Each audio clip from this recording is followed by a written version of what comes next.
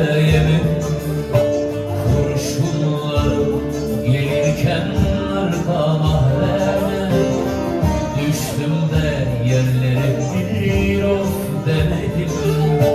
Kurşunlara gelirken arka mahreme düştüm de yerlere bir of demedim. Başıma neler geldi sana diyemedim. Beni kaç kere dövdüler adını söylemedim. Başıma neler geldi sana diyemedim.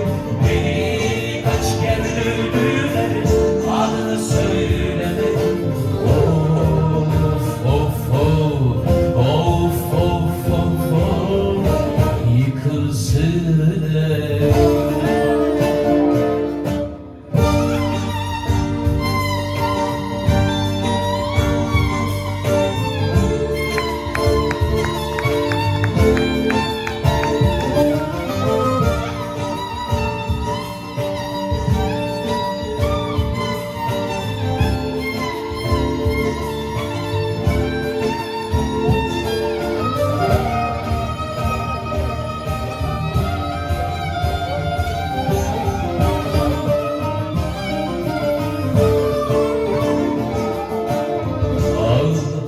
Gözyaşlarım düştü ateşe.